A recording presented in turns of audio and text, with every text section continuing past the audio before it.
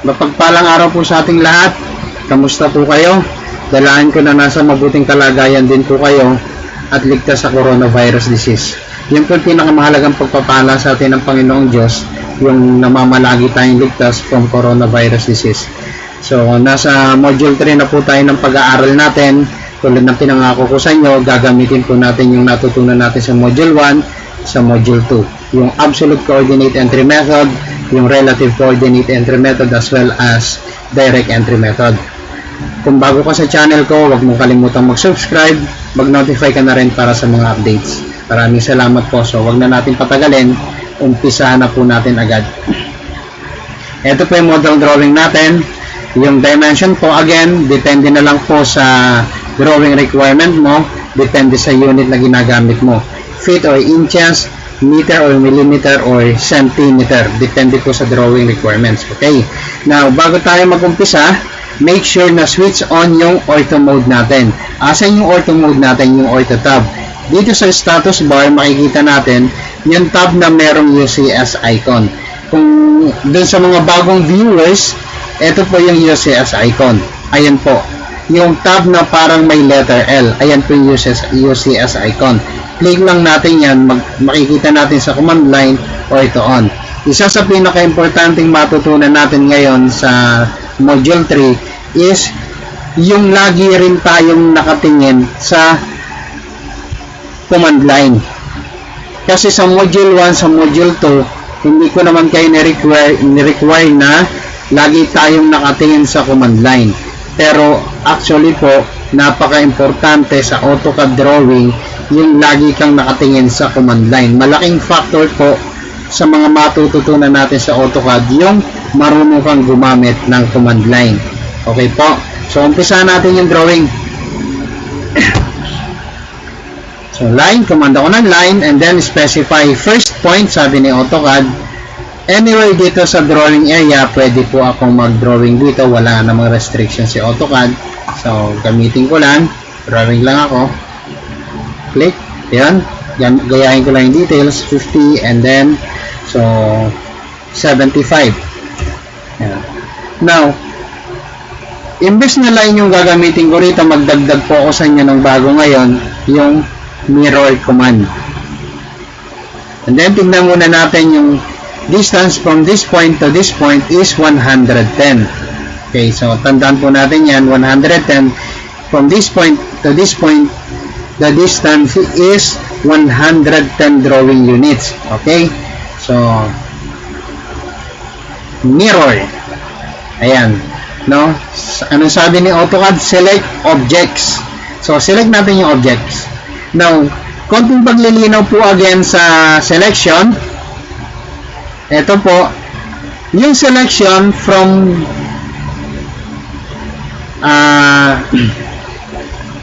right to left. Ayan po, from right to left, tawag yan window crossing selection. Yan po yung ano, yung kulay green po, and then broken line yung selection line nya. Yan yung window crossing selection. Yung nanggagaling naman from left to right, eto, yung nanggagaling sa kaliwa, kulay blue yung selection, at yung selection line nya solid, yan po yung window selection. Magkaiba po yan. Sa basic drawing, yung mga baguhang nagda-drawing, marami sa kanila hindi alam yung difference yan. So, basta select na lang ng select. Paulit-ulit lang. Nakakaabala yun sa drawing. Okay. Ipaliwanag ko lang po sa inyo yung difference niyan. Yung basic difference. But as we go deeper, makikita natin yung another purpose ng window crossing selection. So, ito po yung window selection. Ayaw niyang ma-select. Yan. Ayaw niya. Kailangan, pag ang ginamit mo window selection, dapat lahat ng object na gusto mong i-select o kailangan mong i-select must always inside the selection line. Ayan. Lahat sila dapat nasa loob ng selection line palagi. Otherwise, walang maseselect sa kanila. Ayan. Walang maseselect. Or, meron man, kung hindi mo na isama sa lahat yung isa-select mo, kung alin lang yung nasa loob ng selection line. Again, no? Samantalang yung window crossing selection, matouch mo lang yung line. Ayun, konti lang. Nakukuha na silang lahat. Yan yung window crossing selection. And then, enter ko lang. Yan. Sabi uli ni Autocad, specify first point of mirror line. First point of mirror line. Now, yung mirror line dapat nasa gitna nito. Para pati yung space, kasi pag dito ako nag-mirror line, ang labas niyan magkadikit ito. Ganito po yan. Pag dito ako nag-mirror line, magkadikit siya. Ayun. Magkadikit lang siya. So, mali. Okay. So, kaya pinaliwanag ko na agad sa inyo kanina, i-divide natin to. 110 divided by 2 is 55. So, gawin uli natin, mirror, select object, and then enter. And then sabi niya, specify first point of mirror line. So, dapat 55. Pero hindi ko naman matatansya yan mula dito hanggang dito. Unless bigyan ko ng detail si Autocad kung paano niya gagawin. So, gagamit ako ngayon ng from. Yung from command po, in-introduce ko yan sa inyo yung sa module 2.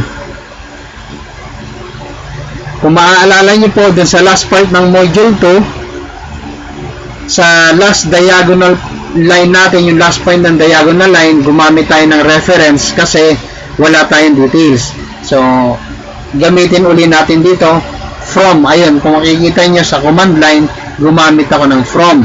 And then, enter. Sabi ni Autocad, base point. Tinatanong lang ni Autocad, saan ka ba manggagaling? Sabi mo kay Autocad, ito yung reference ko, yung endpoint ng line. And then, click mo lang.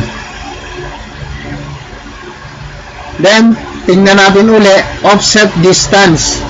Hinihingi lang ni Autocad, sabi ni Autocad, gaano ka kalayo mula sa reference mo?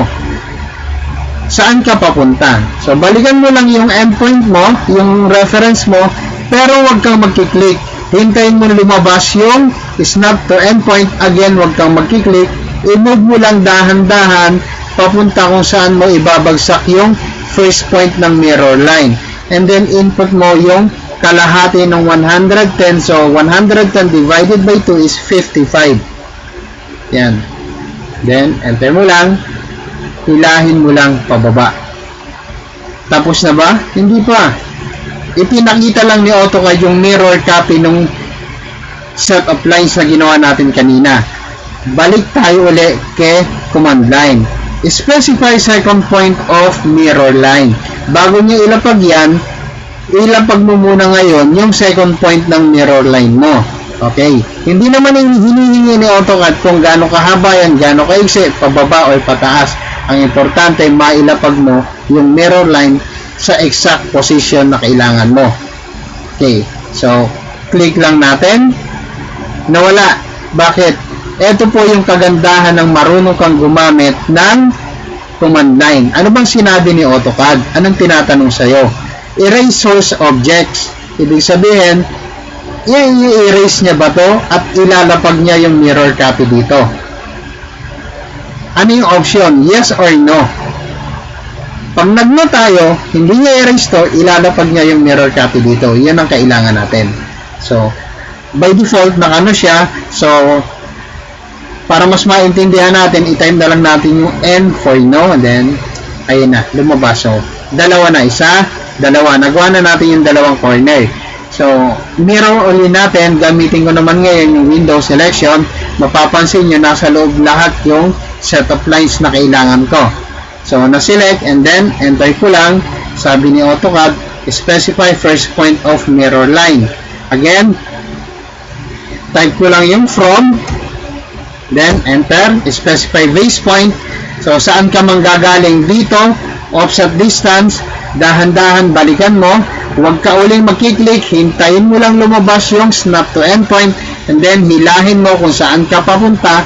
Input mo, eto yon, 70 divided by 2 is 35. So, balikan mo lang uli, hilahin mo lang, ayan, hintayin mo lumabas yung O-snap tracking, yung kulay green na broken line, and then 35. Hilahin mo lang horizontally, hindi uli sinasabi ni Autocad, hindi niya tinatanong sa'yo kung gaano kahaba, gaano kaiksi yung mirror line mo, pakaliwa o pakanan. Okay, so i-click mo lang, nawala. Erase source object, yes or no. Inom mo lang. Ayun na. Okay. Gawin uli natin, naman natin ngayon yung rectangle. No? Sa rectangle, marami din siyang option. Okay. Tignan natin yung rectangle. Mapapasin nyo yung rectangle, pointed corner. Yung rectangle na kailangan natin dito, rounded corner or filleted corner siya. Okay. Paano natin gagawin? Ganito lang. Command tayo ng rectangle, pero bago yan, i-apply muna natin dito ngayon yung module 1 natin, yung absolute coordinate entry method.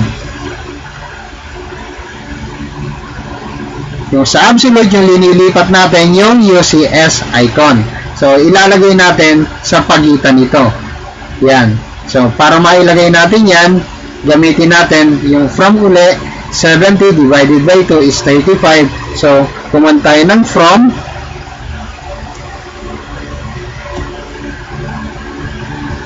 This point, saan ka daw manggagaling? Dito. And then, offset distance, gaano ka kalayo? Ibaba mo lang. Ayun. Huwag kang hihiwalay dun sa tracking line mo. And then, 35. Ayun na. So, eto na yung point of origin natin. So, pwede na tayong mag-start. Command tayo ng rectangle. Pero hanapin muna natin yung details ni rectangle, paano natin ilalapag. Meron tayong given sa X, 40. Eto, mula dito sa corner na to, eto yon 40. So, kung manggagaling tayo sa kanan, positive 40. Kung manggagaling tayo sa kaliwa, negative 40 yung X. Ang problema natin yung Y. Diba? Okay. So, dito tayo. So, manggaling tayo sa gitna. Ito. Okay. 35 divided by 2 is 67.5. So, yun yung Y natin. 67.5. Okay. So, rectangle. X is positive 40. Comma. So, depende na lang sa atin kung negative or positive yung Y. So, para both positive, 67.5 na lang. Yan. So, tingnan natin kung saan manggagaling. Ayun.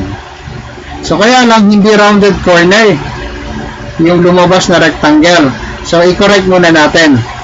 Rectangle tayo. Ayun. Specify first point. Ito yung maganda nung marunong kang gumamit ng command line. Mas marami kang na-explore. So, gamitin natin. Meron siyang option. Chamfer, elevation, fillet, thickness, and width. Gamitin natin yung fillet. So, fillet. And then, enter lang natin. Specify fillet radius of rectangle or for rectangle. So, sabihin natin, tignan natin, ayun yung fillet radius niya, 15. So, input natin, 15. And then, sabi niya, specify first corner point of rectangle. So, input natin ngayon yung details, yung 40 tsaka yung 67.5. So, depende na lang kung positive or negative yung Y natin, yung 67.5. So, positive 40, comma, ito yung 40 from side, no? So, from side, positive 40, and separated by comma, positive 67.5. Input lang natin, ayun, lumabas na, rounded corner na ngayon. Na ang problema naman natin ngayon, yung details ng rectangle. So, hindi problema ngayon. Meron tayong 30, meron din tayong 135. Okay. So, kung dito tayo manggagaling sa corner na to, ibig sabihin, positive 30, downward is meaning negative 135, negative y. Okay. Shift to, anong application yan? Relative coordinate entry method. At sign, positive 30, separated by comma, negative 135. Then, enter natin. Ayun na. Okay po. Now, pwede naman natin i-mirror yan, pero for the sake na matutunan nyo ito, ulit ma-practice, ma-explain ko sa inyo ng paulit-ulit para ma-input sa inyo ng mas malalim, gagawin ko ulit. So, ilipat natin yung UCS dito. Gawin natin, no? Para hindi na tayo paulit-ulit ng from, gamitin naman natin ngayon yung OSNAP tracking. Ayun. I-move ko lang doon yung crosshair ko, lalabas yung OSNAP tracking. Huwag po kayong magkiklik, ibaba nyo lang dahan-dahan. Ayan. Walang lumalabas na tracking, hanapin lang natin. Ayun. Ayun o, may lumabas ng tracking. Napansin nyo yung kulay white. And then click nyo lang. Ayun na. So, nakalipat na yung UCS icon natin. Nandito na. So, mangyayari nito, pakaliwa naman tayo. So, ibig sabihin, negative x naman tayo. So, rectangle ulit tayo. Negative 40 separated by comma. So, depende na lang din po kung positive or negative yung 67.5 natin, yung y. So, mag-negative 67.5 tayo, negative 67.5. Ayun, ibig sabihin, dito tayo sa baba mag-umpisa. So, mangyayari, both positive ngayon. So, positive 30 dahil negative x dahil papunta sa kaliwa yung x. Negative x, positive y ngayon. Kanina, positive x, negative y. Ngayon, negative x, positive y. So, ibig sabihin, negative 30, 135. Kanina, negative 135. Enter natin. 1. Ulitin natin ha. Okay. Rectangle. Ito na yon. So, negative 30, 40. Negative 40,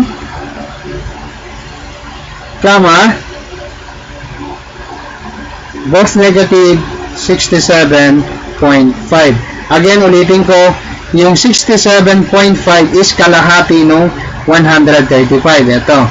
So, ibig sabihin, nakagitna kasi siya. So, yung kalahati ng 135, yun yung 67.5. So, negative, meaning both negative dito babagsak banda yan. Ayun. Okay. So, eto na yung last point natin. Shift to or at sign. Again. So, yung details natin, papunta sa kaliwa yung x, negative 30. So, negative 30. Y is papunta sa taas, separated by comma, positive 135. So, input natin 135. Ayun na. Okay, so, nagawa na natin yon.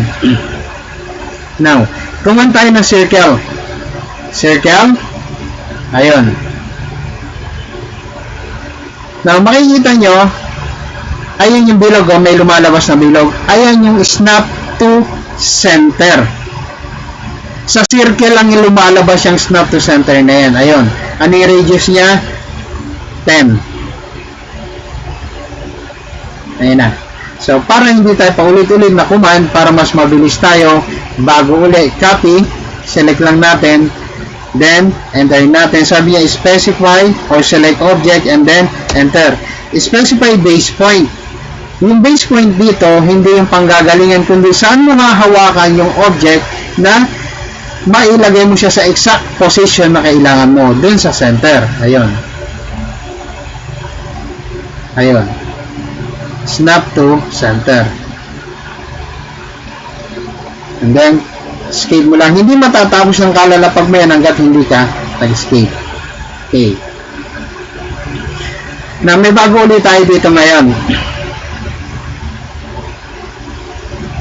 Ito, yung circle na to. Paano natin ilalapag? So, circle tayo. So, wala tayong reference kundi etong dalawang to. Okay. So, take note po. Sabi dito, specify center point for circle. Okay, center point for circle. So, mag-command tayo M2P. Take note po, M2P meaning mid between 2 points. M2P is mid between 2 points. And then, enter natin, sabi ni AutoCAD, specify first point of mid. Dito ako sa gitna. Yung nakikita nyo naman na triangle na yan, icon yan for snap to midpoint. Magkaiba po yung snap to center tsaka yung snap to midpoint. Yung snap to midpoint, lumalabas yan sa line, sa straight line. Yung snap to center, lumalabas yan sa circle. Okay po? So, specify first point of mid, click second point of mid. Ayun. Ito na po. Ano yung radius niya? Ito, 40. Input lang natin yung 40. Then, may circle ulit. Input, command lang tayo ng circle. Meron panibagong icon, yung diamond shape na icon. Ang tawag yan, snap to quadrant. Paki-take note nyo po.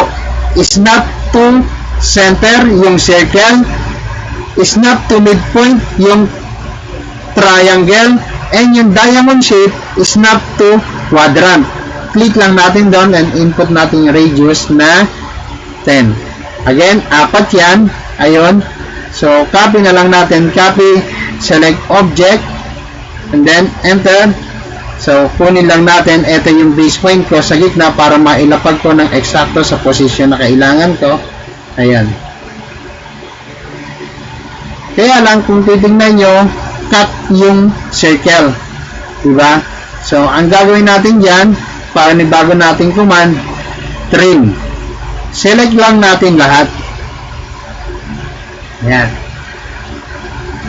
And then, na-select natin lahat yung kailangan natin i-trim. Ayun.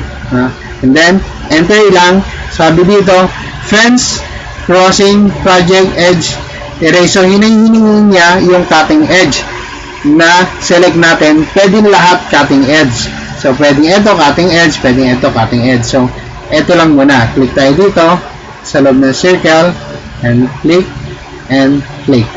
Yan po. Nakuha na natin. Now, ang problema na lang natin yung arc. Okay. I-apply natin dyan yung relative coordinate entry method. Okay. I-apply natin. Kuha tayo arc 3 point. Yan. So, sabi ni AutoCAD, arc, specify start point of arc. Specify daw natin start point ng arc. Pwedeng dito, pwedeng dito. So, depende na lang sa atin yan. So, pwedeng dito ako mag-start. Click ko lang. So, nasan yung last point natin? Nandito. So, nung na-click natin yung first point, hinihingi ni AutoCAD yung second point. Yung gitna ng arc. So, at sign or shift to, at sign. So, tingnan natin, 110 yung x, di ba? Divided by 2, 55. So, x is 55, y is, ayun, 30. So, pababa yung 30, nasa ilalim yung arc natin. So, meaning pababa, negative 30. Shift to, x is positive 55, separated by comma, negative 30. Ayun. So, endpoint, pangatlong point, hindi na natin kailangan mag-input ng details, click na lang natin doon. Okay po, gawin uli natin dito. Actually, pwede ko namang i-mirror na to, pero gawin na lang natin, gamitin na lang natin yung relative coordinate for the sake na magamit natin sa drawing. Ay, 3 point ulit tayo. So, saan ako mag-umpisa? Dito, pwede ako dito, pwede ako dito. So, umpisa natin dito sa baba. First point of, specify start point of arc. Click ko lang dito. Ano yung details niya? 70. So, yung gitna is divided by 2 is 35, di ba? So, yung second point ng arc, yung center yon. Okay. So, at sign or shift 2 or at sign, ano yung x natin? 30. So, papunta tayo sa kaliwa, negative 30.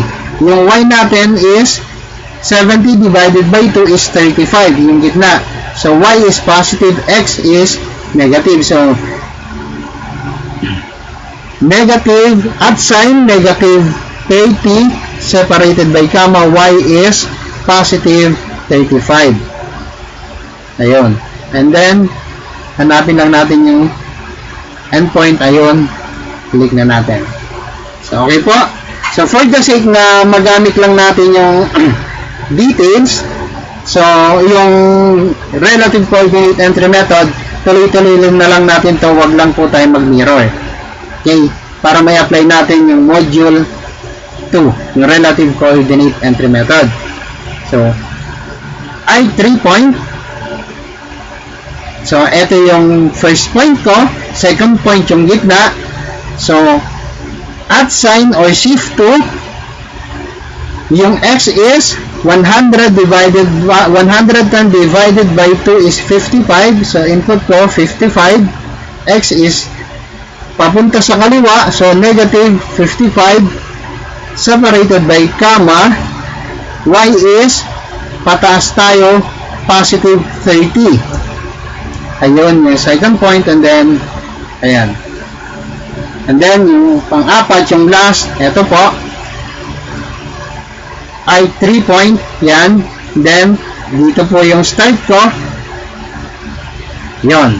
So, eto po yung last point, at sign or shift 2, and then, x is negative, positive 30 papunta sa kanan, and y is negative pababa, so negative 35. So, x is positive 30, y is negative 35.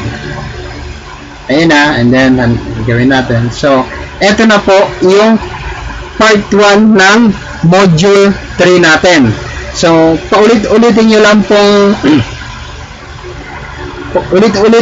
pong panoorin yung video para matutunan nyo. Kung meron kayong itanong sa comment section, pwede po kayong mag-comment doon. Pwede nyo pong itanong, sasagutin ko po doon, and then bibigyan ko po kayo ng special na video para dun sa tanong nyo, especially dun sa mid between 2 points, okay? Para maintindihan nyo, and dun sa from command. Okay po, so pansamantala, hanggang dito lang po muna tayo.